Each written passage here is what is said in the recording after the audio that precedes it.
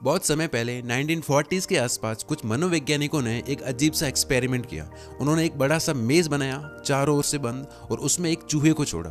Goal simple था, उस चूहे को उस मेज के एंड तक जाना था जहाँ पे उसके लिए खाना रखा है। पहले दिन चूहा बिल्कुल शांत था, वो बिल्कुल धीरे धीरे स्मेल फॉलो करते हुए एंड तक पहुंच जाता है और खाना खा लेता है। दूसरे दिन साइकोलॉजिस्ट ने एक्सपेरिमेंट में थोड़ा चेंज किया। उन्होंने क्या किया कि उस मेज के बीच में अलग अलग जगह थोड़ी थोड़ी दूरी में अलग अलग साउंड्स वाली बेल्स लगा दी, घंटियां। जैसे ही चूहा आगे बढ़ता एक नई साउंड बजती। ये एक छोटा चेंज था, बाकी सब सेम था, लेकिन चूहा ये सुनकर बार बार रुक जाता था, मुड़कर इधर देखता उधर देखता और भूल ही जाता था कि वो खाना ढूंढने निकला है। रुकता, फिर चलता, फिर रुकता, फिर चलता, फिर आगे जाके कोई और बेल बजती तो फिर रुकता। एक टाइम ऐसा आया कि वो चूहा सामने थोड़ी दूरी पे ही फूड होने के बाद भी वहां नहीं जा पाया। क्यों? क्योंकि हर नई आवाज उसके दिमाग को नई दिशा में खींच रही थी। और आज भी यही हो रहा है। आज की दुनिया में हजारों लाखों अपॉर्चुनिटीज होने के बावजूद सब कुछ इतना आसान है जितना मानव इतिहास में कभी नहीं रहा, लेकिन बावजूद इसके हम कुछ कर ही नहीं पा रहे। क्यों? क्योंकि हमें हर सेकंड हर दिन कुछ नया चाहिए। अपने काम अपनी पढ़ाई में हम 30 मिनट से ज्यादा बैठ नहीं पा रहे। कोई स्किल किसी आइडिया पे हम 15-20 दिन से ज्यादा टिक नहीं पा रहे। आज मन करा ये स्टार्ट किया, कुछ दिन बाद लगता है इसमें कुछ नहीं है, उसमें ज्यादा पैसे है वो करता हूँ। लेकिन आज के टाइम में सबसे बड़ी सुपर पावर है हजारों ललचाने वाली चीजों के बावजूद अपनी उस एक चीज, अपनी उस एक स्किल पे टिके रहना। जो इंसान अपने ध्यान, अपनी अटेंशन को कंट्रोल कर लेता है, वो जो चाहता है उसे प्राप्त कर लेता है। लेकिन आज अटेंशन स्पैन हमारा जानवरों से भी कम हो गया है, ये हाल है। वैसे अगर आप एक ऐसे इंसान हैं जो स्ट्रांग होना चाहता है तो ये आपके लिए अच्छा है। कंपटीशन आपके लिए कम हो रहा है क्योंकि लोग कमजोर होते जा रहे हैं। इस वीडियो को भी आप एक टेस्ट की तरह ले सकते हो। आप में से कितने लोग इसे एंड तक देख पाते हैं? और ये मैं वीडियो की एंगेजमेंट बढ़ाने के लिए नहीं कह रहा हूँ, वो करना होता तो वीडियो की एडिटिंग करवाता। तो ऐसे ही छोटी छोटी कहानियों के माध्यम से मैं आपको ऐसे लाइफ लेसन्स देने वाला हूँ जो आपके जिंदगी भर काम आने वाले हैं। Story number 2। इटली के एक छोटे से टाउन में लोरेंजो नाम का एक बहुत टैलेंटेड पेंटर रहता था। लोग बोलते थे कि उसके ब्रश में जादू है, लेकिन वो पेंटिंग से पैसे नहीं कमाता था, बस शौक के लिए करता था। एक दिन एक अमीर बिजनेसमैन को कहीं से उसके काम के बारे में पता चलता है। वो उसके पास आया और बोला, मैं तुम्हें लाइफ टाइम पैसा दूंगा, बस एक कंडीशन है, रोज तुम 9 to 5 मेरी कंपनी के लिए पेंटिंग्स बनाओगे। लोरेंजो ने सोचा पैशन से पैसे भी मिल जाएंगे, कितना परफेक्ट डील है। वो मान जाता है और चला जाता है। पहले दिन वो पूरे पैशन से पेंटिंग बनाता है, दूसरे दिन, तीसरे दिन, लेकिन एक महीने बाद वो पेंटिंग एक जॉब, एक रूटीन बन के रह जाती है। वो अपने ब्रश से कुछ बनाता तो था, लेकिन उसे कुछ फील नहीं होता था। तो एक दिन बिजनेसमैन आता है और उसे पूछता है कि काम कैसा चल रहा है। उसने बोला, सर मैं पेंटिंग तो कर रहा हूँ पर पेंटर नहीं रहा। और कुछ टाइम बाद उसने जॉब छोड़ दी। वो अमीर इंसान शॉक्ड, बोला, इतना पैसा, इतनी स्टेबिलिटी, फिर क्यों छोड़ रहे हो? लोरेंजो ने कहा, जब किसी काम से प्यार निकाल दो, उससे पैसा या कुछ और चीज जोड़ दो, तो वो मुर्दा हो जाता है। वो वापस अपने छोटे रूम में लौटा जहाँ एक खिड़की थी, एक चेयर और एक सस्ती ब्रश, और वो अब फिर से एक पैशनेट पेंटर बन गया। हम भी अपनी पढ़ाई, अपने काम, अपनी जॉब को एक मुर्दा लाश बना के ढो रहे हैं। आपका काम एक्चुअल में बोरिंग नहीं है, बस हमने उसे लाइफलेस बना दिया है, क्योंकि हम काम पे ध्यान ना देके बस ये देखते हैं कि इसके बदले में मुझे क्या मिलेगा। काम जाए तेल लेने, एंड में क्या रखा है मेरे लिए। अगर आप अपने काम, अपनी पढ़ाई या अपनी स्किल को मन लगा के पूरे पैशन से करते हो तो आपको इतना मिलेगा कि आप संभाल ही नहीं पाओगे। और इसीलिए ही भगवत गीता में बोला गया है कि कर्म करो, फल की चिंता छोड़ दो, क्योंकि फल छोड़ोगे केवल तभी कुछ बहुत बड़ा पाओगे। एक बार एक लड़का अमीर बनना चाहता था, तो एक दिन गुरुजी के पास जाता है और कहता है कि गुरुजी मुझे कोई ऐसा काम बताओ जिससे मैं बहुत ही कम टाइम में धनवान हो जाऊं। तो गुरुजी उसे एक जगह ले जाते हैं जहाँ पर बहुत सारी कंकड़ पड़ी थी और कहते हैं कि इन सारी कंकड़ में एक ऐसी कंकड़ है जो किसी भी चीज को सोने में बदल सकती है। और उस कंकड़ की पहचान ये है कि वो कंकड़ थोड़ी सी गर्म होगी, बाकी सारी ठंडी है। जाओ और ढूंढ लो अपनी हर चीज को सोने में बदल देने वाली कंकड़। तो वो काम पे लग जाता है। एक कंकड़ हाथ में लेता, 2 सेकंड गर्म है या नहीं चेक करता और उसको पास के समुद्र में फेंक देता ताकि वो दोबारा उनमें मिल न जाए। ऐसा करता रहा। 1 महीना हुआ, 2 महीने, 3 और 4 महीने हो गए। अब उसकी स्पीड बन चुकी थी। फटाफट से कंकड़ को हाथ में लिया, चेक किया और फटाफट से फेंक दिया। 5वें महीने में फाइनली एक दिन वो कंकड़ उसके हाथ में लग जाती है। हाथ में आते ही, क्योंकि उसकी जल्दी से फेंकने की आदत बन चुकी थी, वो उस गर्म कंकड़ को भी समुद्र में फेंक देता है। और फेंकते ही उसने जोर से माथे पर हाथ रखकर चिल्लाया, पछतावा किया कि ये मैंने क्या कर दिया। हर चीज को सोने में बदल देने वाली कंकड़ को भी फेंक दिया। ठीक इसी तरह हमारी हर एक दिन को हल्के में लेने की आदत हमारी जिंदगी बर्बाद कर देती है। कल करेंगे, मंडे से करेंगे, 1 तारीख से करेंगे, ऐसे कर करके हम पूरा महीना और पूरा साल गंवा देते हैं। जिंदगी निकल जाती है 20 से 25, 25 से 30 और 50 के हो जाते हैं, हवा ही नहीं लगती और फिर होता है पछतावा। इसलिए हर कंकड़ को ध्यान से परखो, यानी हर एक दिन को कीमती समझो। थोड़ा करो, छोटा एक्शन लो, लेकिन रोज, क्योंकि ये रोज लिए हुए छोटे छोटे एक्शंस कंपाउंड होंगे और एक दिन आएगा जो आपकी जिंदगी को सोने में बदल देगा। ये एक रियल लाइफ स्टोरी है टाइटैनिक शिप के इंसिडेंट से। क्लार्क नाम का एक स्कॉटिश फार्मर होता है। वो कई साल मेहनत कर करके काफी पैसा जमा करता है। उसका ड्रीम होता है कि दुनिया घूमना, किसी ट्रिप पे जाना। फिर एक दिन उसे एक शिप के बारे में पता चलता है, तो वो डिसाइड करता है कि अब वो इसमें जाएगा। वो अपने सेव किए हुए पैसों से टिकट खरीदता है, खुद के लिए, अपनी बीवी और 5 बच्चों के लिए। फिर वो बस उस दिन का इंतजार करता है जिस दिन शिप को रवाना होना होता है। लेकिन शिप रवाना होने के कुछ दिन पहले उसके अपने ही एक पालतू कुत्ते ने उसके बच्चे को काट लिया, जिसकी वजह से उसकी हालत बहुत खराब हो जाती है। बच्चा इस हालत में बिल्कुल भी नहीं होता कि कहीं ट्रैवल कर सके। तो वो अपनी बीवी को मनाने की कोशिश करता है कि हम अपने बच्चे को रिलेटिव के यहाँ छोड़ देते हैं और चल लेते हैं, क्योंकि उसने टिकट्स पर अपनी जिंदगी भर के सेव किए हुए पैसे लगा दिए होते हैं। लेकिन फिर भी उसकी वाइफ का दिल नहीं मानता है और वो जानने से मना कर देती है। बच्चे भी जाने से मना कर देते हैं। अब उसके पास 2 ऑप्शन होते हैं कि या तो वो अकेला जा सकता है ट्रिप पे, या फिर वो अपनी फैमिली के साथ घर पे ही रुक जाए। वो सेकंड ऑप्शन चूज करता है, अपने पैसे वेस्ट जाने देता है। वो काफी सैड होता है, उसके बाद उस कुत्ते पर भी गुस्सा करता है, उसे पीट भी देता है जिसने उसके बच्चे को काटा था। और ऐसे ही वो सैड होकर अपने दिन काटने लगता है। बट फिर उसे कुछ दिन बाद एक खबर पता लगती है। 15 अप्रैल 1912 को उसे पता चलता है कि जो वो शिप थी जिसपे वो जाने वाला था, वो बर्फीले ठंडे पानी में डूब चुकी है और ज्यादातर लोग दर्दनाक मौत मारे जा चुके हैं। और ये शिप था टाइटैनिक, जिसकी ट्रेजेडी के बारे में आपने सुन भी रखा होगा। उसके बाद वो अपने कुत्ते के पास जाता है, उससे गले लगाता है कि अच्छा हुआ उसने उसके बेटे को काट लिया, जिसकी वजह से वो उस ट्रिप पर जाने से बच गए। हम भी अपनी लाइफ में किसी चीज़ को लेके कुछ हो गया या कुछ नहीं हुआ, अगर हम अपनी सिचुएशन और किस्मत को कोसते रहते हैं तो कुछ भी नहीं होना डीमोटिवेशन और मूड खराब के अलावा।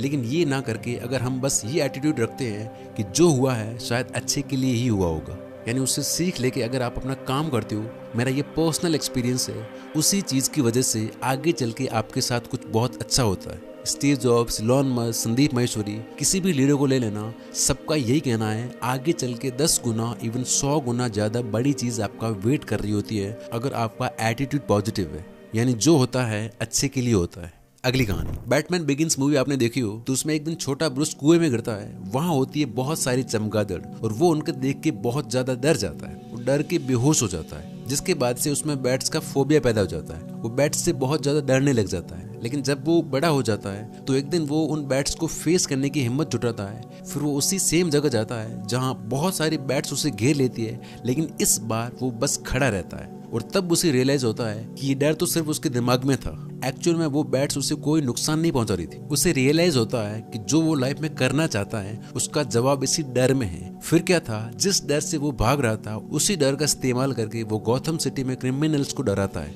वही डर उसकी सबसे बड़ी पावर, उसकी सबसे बड़ी पहचान बन जाती है और वो बैटमैन के नाम से जाना जाता है। लोग 15 के होते हैं तब भी कुछ चीजों से डरते हैं, 25 के होते हैं तब भी डरते हैं, 35, 45, 50, 60 डर डर के पूरी जिंदगी निकाल लेते हैं। लेकिन इस बेसिक बात को नहीं समझ पाते कि एक्चुअल में डर कहीं है ही नहीं, बस दिमाग में है। अगर आपके अंदर कोई डर है पब्लिक स्पीकिंग, कुछ नया शुरू करने का, फेलियर का, किसी चीज में अच्छा नहीं होने का, उस डर का सामना करो, डर गायब हो जाएगा। बिकॉज जिन चीजों से हम डरते हैं वो डर उतना बड़ा नहीं होता जितना हम उसे सोच सोच के बना लेते हैं। इसलिए जिन चीजों से आप डरते हो उन्हें करना शुरू कर दो, क्योंकि आपका खजाना, आपकी शक्ति के भंडार वही है जिन चीजों से आप डरते हो। बहुत समय पहले की बात है, पर्शिया में बहुत भूखमरी थी, लोग भूखे मर रहे थे और वहाँ का किंग फ्रेडरिक सेकंड लोगों को बचाना चाहता था। इसलिए उसने लोगों से आलू उगाने को कहा, लोगों को इसके फायदे भी बताए। पर किंग ने जैसा सोचा था वैसा कुछ भी नहीं हुआ।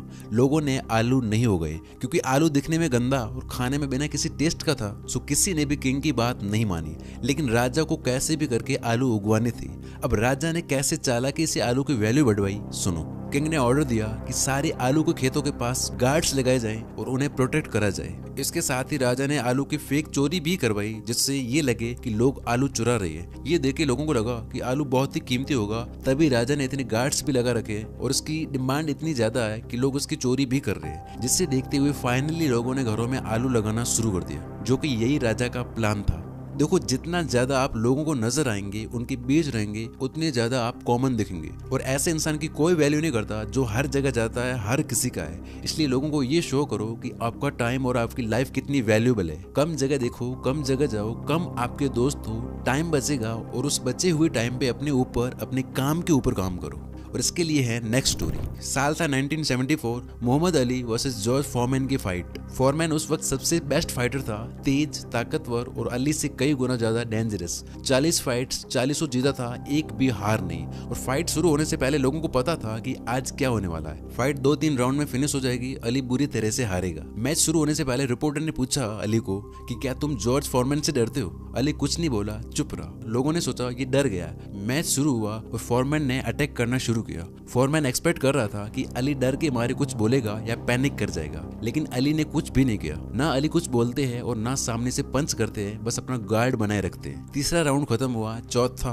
पांचवा, 7 राउंड हो गए। फॉरमैन ने बहुत कोशिश की, अली ने ज्यादा रिएक्ट नहीं किया, बस अपना गार्ड बनाए रखा, डिफेंस किया। फॉरमैन अब बहुत थक चुका था। 8वें राउंड के लास्ट 10 सेकेंड फॉरमैन 1 सेकेंड के लिए रुका, सांस ले रहा था। अली ने क्वाइटली अपना स्टैंस बदला और लाइट की स्पीड से एक ऐसा पंच मारा कि फॉरमैन वापस उठ ही नहीं पाया। मैं आईएएस की तैयारी कर रहा हूँ, आईपीएस की तैयारी कर रहा हूँ, मैं ये कर रहा हूँ, मैं वो कर रहा हूँ। लोगों को आपकी बातों से नहीं, आपके रिजल्ट से फर्क पड़ता है। ज्यादा बोलने वाले और अपने गोल्स, अपने प्लान्स का ढिंडोरा पीटने वाले लोग हमेशा हार जाते हैं, और जो चुप रहते हैं वो माइंड, टाइमिंग और एक्शन से गेम पलट देते हैं। लोगों को आपके गोल्स, आपके इरादे बिल्कुल भी पता नहीं चलने चाहिए। उन्हें बस अपने दिमाग में रखो और अकेले उन पे काम करो। थोड़ा भी इंप्रूवमेंट आए वो भी लोगों को दिखना नहीं चाहिए। रिजल्ट से धमाका करके उनको शॉक करो, आप हमेशा उनके दिमाग में रहोगे। साल 1200 BC की बात है। ट्रॉय के शक्तिशाली राजा किंग प्रियम का बेटा ग्रीस देश की राजकुमारी को भगा लाता है। राजा ने सोचा हम इतने शक्तिशाली है, ये लोग तो क्या ही उखाड़ लेंगे। लेकिन ग्रीक्स ने ट्रॉयस पे अटैक किया, लेकिन ट्रॉय की दीवारें इतनी विशाल और मजबूत थी कि कई महीनों में भी वो उसको भेद नहीं पाई। थक हार के उन्होंने एक बहुत बड़ा, बहुत खूबसूरत लकड़ी का एक घोड़ा बनाया और इसे शांति की भेंट के रूप में किले के बाहर छोड़ देते हैं कि भाई अब हम लड़ना नहीं चाहते। ये करके पूरी ग्रीक सेना शिप्स में बैठ के समुद्र के रास्ते से वापस लौट जाती है। तो वो सुंदर रॉयल लकड़ी के घोड़े को खुशी खुशी अंदर ले आई। उन्होंने सोचा कि देखो ये इतना सुंदर तोहफा हमारे लिए छोड़ गए, और खुद डर के मारे भाग गए। देर रात हुई, सब सो जाते हैं, लेकिन उस विशाल खोखले घोड़े के अंदर कौन छुपा था पता है? सोल्जर्स। जब सब लोग सो गए तो रात में उन्होंने धीरे से किले का गेट खोला। बाकी लाखों योद्धा जो समुद्र में थोड़े ही दूर छुपे हुए थे, सब एक साथ आए और किले वाले हार गए। हम भी खूबसूरत और आकर्षक चीजों को अपने इस किले, अपने इस दिमाग के भीतर आने देते हैं, और हमें पता ही नहीं होता कि उन चीजों के अंदर असल में छुपा कौन है, और फिर हम इस जीवन रूपी लड़ाई को हार जाते हैं। शॉर्ट टर्म प्लेजर्स, कंफर्ट, दुनिया भर के short reels, controversies, movies, web series, notifications, बेमतलब की ओवर थिंकिंग, टॉक्सिक रिलेशनशिप्स, जितना ज्यादा आप अपने दिमाग में इनको अलाउ करते हो, स्पेस देते हो, उतनी ज्यादा खराब क्वालिटी की आपकी लाइफ होती है। दुनिया तुम्हारा किला नहीं तोड़ सकती, लेकिन तुम खुद इन्हें अलाउ करती हो। इसलिए अपने माइंड में जितना हो सके सही चीजों को, सही लोगों को स्पेस दो, क्योंकि प्रोग्रामिंग बदली, लाइफ बदली।